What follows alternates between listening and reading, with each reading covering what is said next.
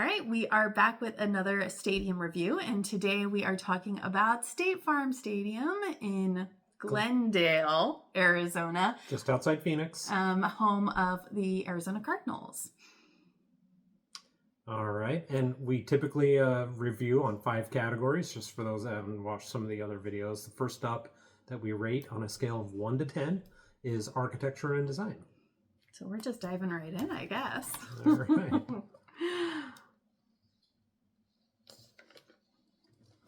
I have a feeling we're going to be very different on this one. I feel like previous videos we've been fairly similar in a lot of our ratings. Well, let's find out. Yeah. Go ahead. So, although it was kind of spacey from outside, big gray, silver-looking, one might say blob, what I liked about it is it did have windows from the interior of the stadium outside for letting natural light in. I liked the layout as you walked up to the stadium, and on the interior of the stadium I really appreciated the different areas where you can watch and enjoy the game, whether you wanted to stand and watch it or whatnot. The really neat feature I thought, the ability to have an open roof stadium or close it in inclement weather. It was closed when we first got there. I liked that for the game. They opened it up. It let a lot of natural light in through the top, a little bit of a breeze coming through and whatnot.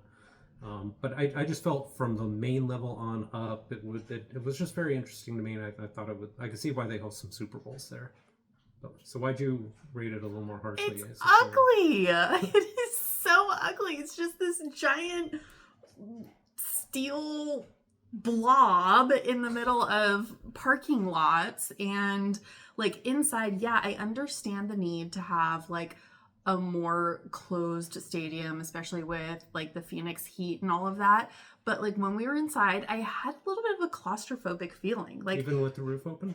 It was a little better with the roof open, but even the roof open wasn't that much. It was like basically the footprint of the field, and there was a lot of the stadium that was still covered, which again I get, but from like how it made me feel, I didn't really like it at all. And yes, there were some windows, but I didn't think that there was enough kind of natural light, and like I like being able to like feel the breeze, and like it was a beautiful day. And the like downside with too much natural light in Phoenix is that you would just be baking. I know, but there's like technology for glass to be like tinted or like have like some people want to see it the Dallas Stadium. Exactly. Like I didn't love the feel, like especially from the outside, and like inside I felt a little claustrophobic.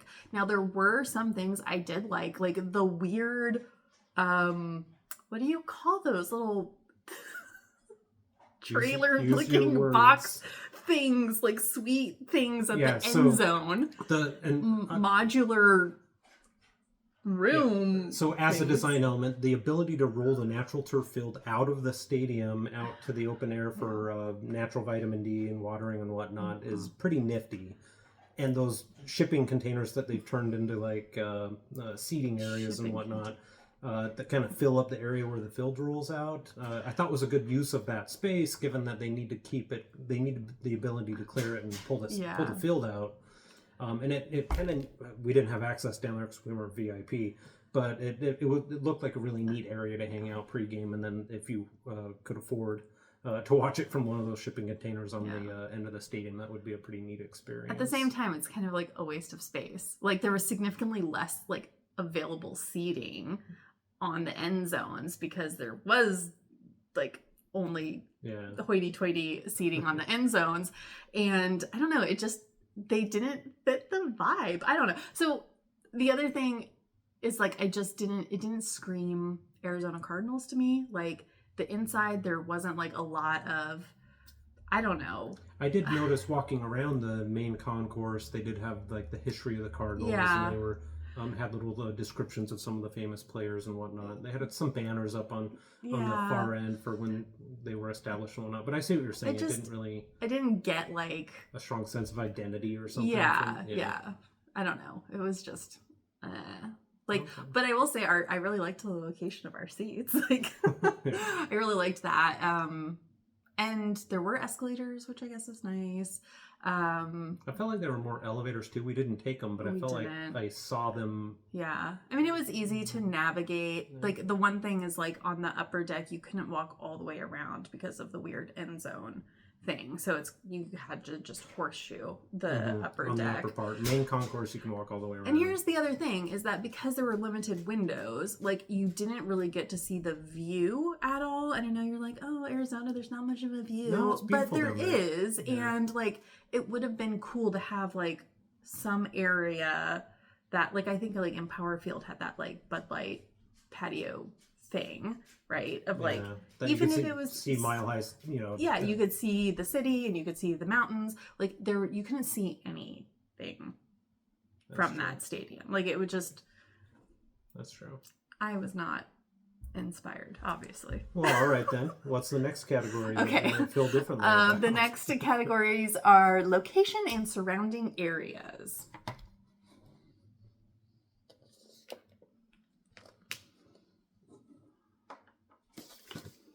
Okay.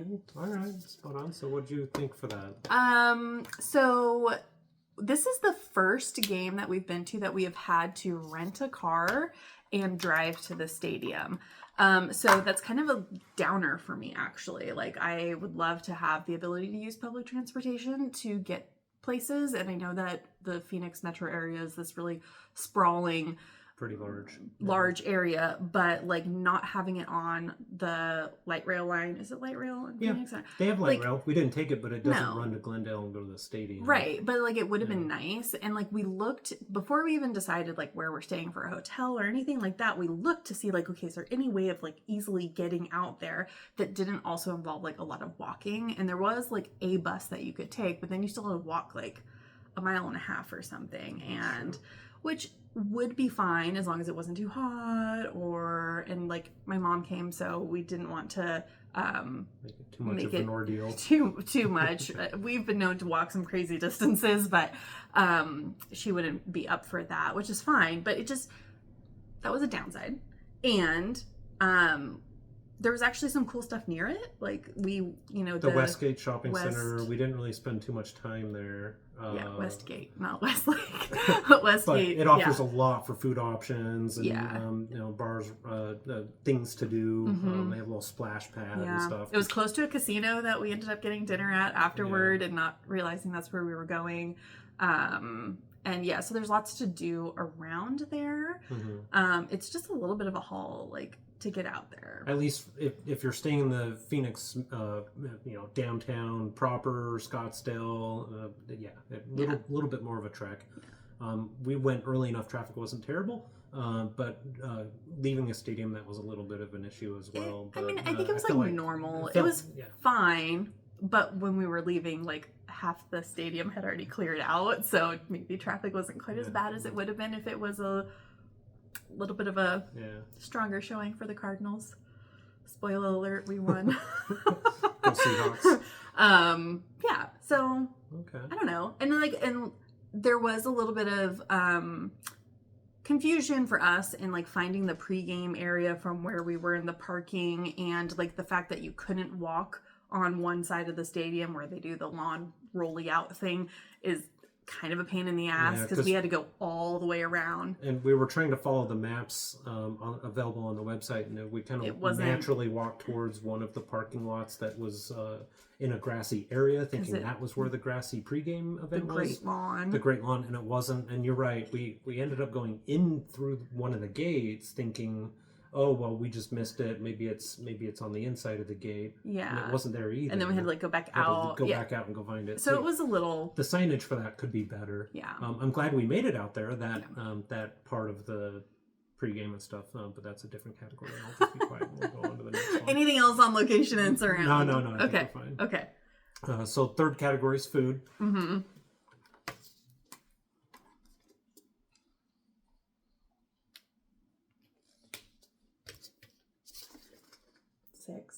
Okay, I went 7. Okay. You didn't have to wait in line for 30 minutes to get I could see why that would detract from yours. So I do think they had quite a large variety, and that they had things that represented the American Southwest. You had like lots of different influences, tacos, things like that. My mom got elote Mexican street corn thing that was like really, really good. Corn dog, but it had like this.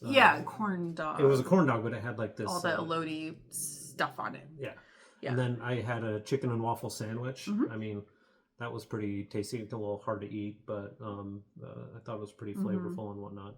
But yeah, your experience of picking up food was quite it was ridiculous. really terrible. And the tacos were just like, okay. They were cold by the time I finally got them. Had a great time chatting with other fans in line that were waiting for their food and kept getting theirs before me.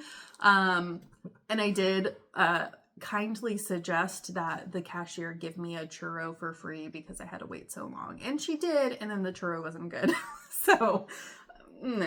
But there was plenty of food upstairs, up in the upper concourse as well, which is always like a good selling point for me. There was lots of like drink vendors everywhere. We did see coffee. There was Monster Energy drinks. There was iced tea. Like there was more of a variety of non-alcoholic for you. Yeah, and they even had like this. A lot of stadiums have the convenience store fast grab and go, but the one that, at least the one we came across at the stadium, had like pre-prepared sushi packages and salads and other sandwiches. Yeah, and like chips and snacks and so like you could go get a bag of Doritos if you wanted, like which is kind of. I kind of liked that it had those other convenient options for the added variety, and for those that didn't want to wait in the line for one of the other food vendors and whatnot, which is pretty neat. They also had like red velvet cupcakes. I almost got you one, but I didn't. So I probably would have been a 7 if I didn't have to wait in line for 30 minutes for cold tacos.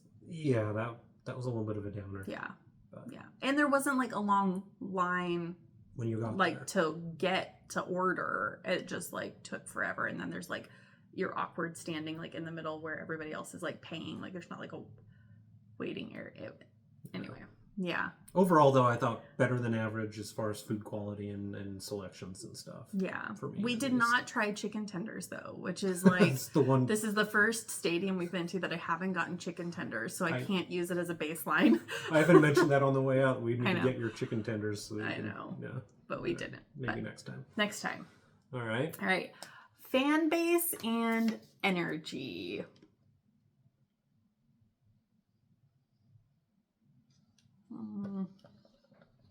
Well, indecision there. Yeah, I'm gonna. Okay. Oh, that's what I had at first, and I thought I was maybe being a little harsh. Okay. All right. So why did you think maybe 3, but you upped it to 5? Well, I upped it to 5 because I did have they were all very friendly, and I had good conversation with people while I was waiting to get my tacos. That's true. But like in general, the energy was just non-existent. Yeah, like, well, and to be fair, they aren't they don't have strong of a record in the division. Maybe that plays into it. Yeah, but this is a big game. That's true. Like, had they won, it really would have turned things around. But and we were talking with someone later that was like that was saying that it might be because a lot of the people moving the Phoenix area weren't born and raised there, and there was like I would guess that like 40% of the stadium was Seahawks fans. And we tend to travel well, but I didn't realize there'd be that many. Yeah, there were a ton. And even like on the plane down there, it was like, I swear half the plane that we were on was all Seahawk fans. And in the first quarter, we did get 2 interceptions. We started out strong, which is very rare for us. Very rare for us. And I think it just like deflated the rest of it. Because we did not like, we were sitting, we were just like, our row is just the 3 of us, and we were in the ring of honor, and like the 3 people in front of us, you said you saw them cheer like once in the first quarter, and then we never they were pretty quiet. Saw or heard them cheer again. And like it felt like the Seahawks were way more vocal and loud, and even like when the production was like encouraging people to like get loud and make noise, it was like it was just like, I don't know, kind of just weenie. Like, yeah, and it was a closer game in the second half. The Seahawks always seemed to make a game of it or whatever, where it looked like the Cardinals was they had some momentum. They had a fighting chance for a minute. The fans, even then, it didn't seem like they were that engaged. Yeah, and they cleared out early. Like they started leaving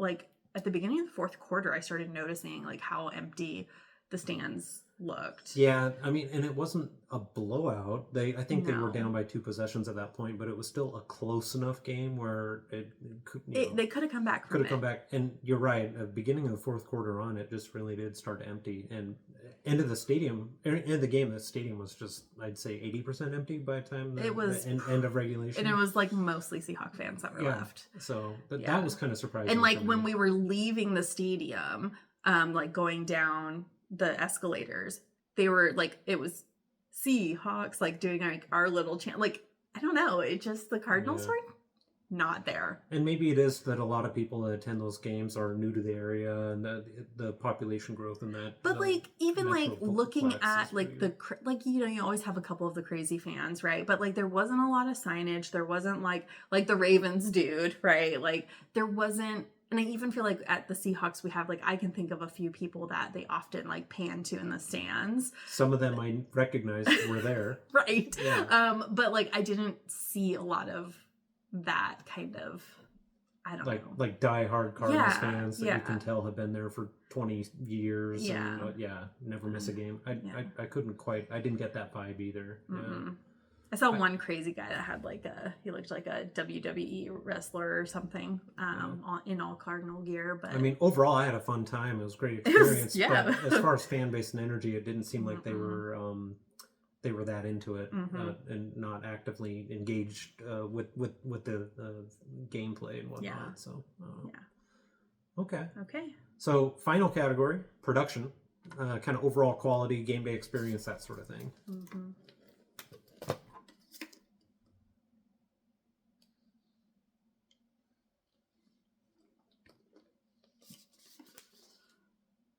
Oh, go ahead. So I liked when we eventually found the Great Lawn pregame experience that it was quite well attended. A little disorganized as far as like tent layout and things like that, but a lot of people embraced the opportunity to hang out with friends and family or whatever and prior to the game. I like they had a couple of dedicated facilities for the pregame Great Lawn experience, in addition to people that were tailgating and bringing tents and things, where you could go and get food and drink and whatnot if you want. Live music and DJ type stuff always is exciting. I kind of thought it was cute, the whole protect the nest aspect of the Cardinals. I didn't really realize they did that. It was a bird game, Seahawks versus Cardinals. We don't really do the whole protect the nest thing. That was unique to that franchise, I think. I thought the dancers and things like that they do pregame a little better than average. But I don't know, a little bit harsh for you. Why'd you think 4? Okay, so pregame, the Great Lawn thing could have been way cooler than it was. It was kind of a hodgepodge of like tailgaters with their tents and like a couple of like vendors and then like the DJ, and it didn't really feel cohesive. Here's like they have this big lawn that they could do really cool shit with. Like when we went to the Broncos game, like they had cornhole and they had like, the throwing the golf ball on the yes thing, they had like all of this stuff out there, and it felt like in picnic tables and like this, like everybody, like this was the hangout. But because it was mixed in with tailgaters, it was really just the tailgaters like doing their own thing, and then there's like some other stuff over here. And because all the tailgaters, like they were like playing their own music and there was the DJ, like it was a little bit just chaotic. And the Great Lawn was outside of the gates, but there was also pregame inside the gates that like once you go in through the gate, before you scan in, they do a security check, but there's like the food trucks and stuff were in there. Food trucks, The food was not on the lawn. That's true. The food was in, so you have to go through security to get to the food trucks. And then when you're in the food truck area, there's no vibe. Like there wasn't, they had live music. They had live music on one side, but it was all stretched out. So unless you were like right in front of the music, you didn't really like get it. And they didn't have like the games in it. Like, so the pregame was just like, it had the potential to be really, really cool. with the Great Lawn experience, and there's like these restaurants next to it that you can like pay extra to like go and have their experience, and they have these really cool like balconies overlooking like the DJ and stuff. Like it could have been cool, but it wasn't. Okay.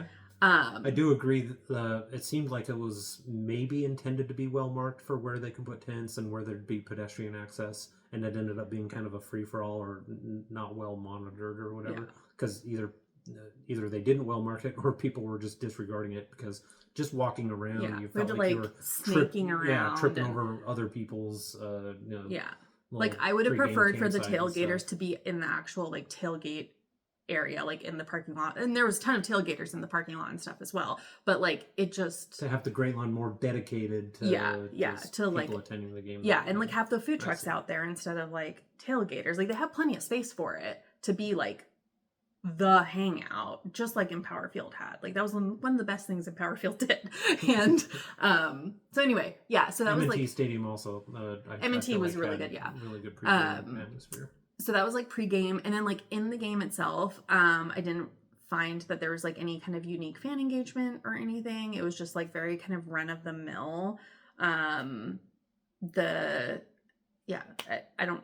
There wasn't anything exceptional for me. Okay. That's fine. I would say like sound quality in the stadium was much better than average. Yeah, sound quality that's was good. Been a factor at some other stadiums. It was our first game, it seemed like, in quite some time that wasn't salute to service. There was a stretch recently with the games we've been to where they were all had that the salute to service theme. Because we did also go to the Seahawks one that we haven't done a video for. That was a salute to service as well. So we went to 4 salute to service games. In that regard, I appreciated being able to participate in just normal game atmosphere of what they normally bring to the table as opposed to a special event. Yeah. And again, maybe it would have been better if like the Cardinals were doing better. I don't know. But like they got a touchdown in the first quarter, and like, you have the flag guys run out, and like that was okay. One of the downsides of the architecture and design is that because of the way the field is designed with the closed roof, is like you can't do fireworks. Like there's no like when we get a touchdown at Lumen Field or at M&T, there was booms and like woo, Empower Field had some of that. Like it was like everybody, like you couldn't ignore like the fact that like this is like a huge if you weren't paying attention, you knew something good happened. Right. But there wasn't anything like that here. I mean, obviously, like the structure of the stadium kind of prohibits you from having I think other indoor stadiums do fireworks or like sort of light show or like something. Like they're just, I don't know. All right. Okay. So that's it for our NFL stadium tour for the season. Unless the Seahawks go to the playoffs and like maybe. No, I don't think we'll impromptu go to the Super Bowl if the Seahawks make it. We'll be super happy, but I don't think we'll go to the Super Bowl. Maybe a playoff game, but but I've had a lot of fun. So don't know if we'll be able to go to as many games each season, but who knows? And we're already getting questions of like, okay, what are you planning for next year? And the answer is we have no clue until the schedule comes out. I will say everyone should take a glimpse at your schedule that you've... I haven't shared that. No, but it's impressive. You nerded out. It's a really cool spreadsheet, and I think you had a really good time loading in data and trying to figure out. So basically what I did is like I have like all of the dates for games, and then I have like all the stadiums kind of grouped by location, and then like as soon as the schedule drops, I like plug in where we'll make a little matrix, and then we kind of try and see where the Seahawks are playing, and then like where there's maybe games in like a close vicinity. And the only one we were able to swing this year was the Baltimore DC trip, but we have a couple of places that we're hoping to prioritize and hoping the schedule aligns. But that spreadsheet made it easy from a planning standpoint on working through some of those logistics. Because we kind of like had a few things that we kind of targeted and then started pricing things out and looking at work schedules and like all of that to figure it out. So the answer is we have no idea. So we'll see. Yeah, we'll see, but I can guarantee that like the day that the schedule drops, it'll be plugged into my spreadsheet and we'll have a pretty good idea of like a lot of people get excited for like fantasy draft day and things. You just get excited about the schedule being released so you can plug it into your plug spreadsheet. it in. Yeah. I do hope that we can prioritize some away games for the Seahawks because that was really fun. And I'd agree, yeah. The 2 that we went to, we won both of them. And they were divisional matchups. Yeah. So I had never been to a Seahawks road game, and that really added to the atmosphere. Yeah, like it was fun. Going to DC and seeing the Commanders game, neat experience, but we didn't have as a vested interest. They weren't teams that were passionate about. DC. Well, Baltimore. I'll say Baltimore was fun. Baltimore is much more fun. Yeah, but it definitely adds to the experience to have a team that you're following there. Obviously. Yeah. So yeah, it'd be nice to try and do more of that. But. Yeah. So we hit 5 new to us stadiums this year, plus Lumen Field. And we've decided we're saving our review of Lumen Field to the very, very end of our challenge for ourselves. And we're going to try really hard to be unbiased when we review that. And yeah. So that's it. Are we signing off till next season? Till next season. Or maybe we could do something when the schedule drops. And I could see that in your future. Yeah. So drop a comment if you want. Can share the enthusiasm. If you want like a little sneak peek into our scheduling process, we can work that. Or if you have a stadium that you are dying for us to go to, let us know. And we'll make it happen. We'll make it happen eventually. All right. Bye, guys.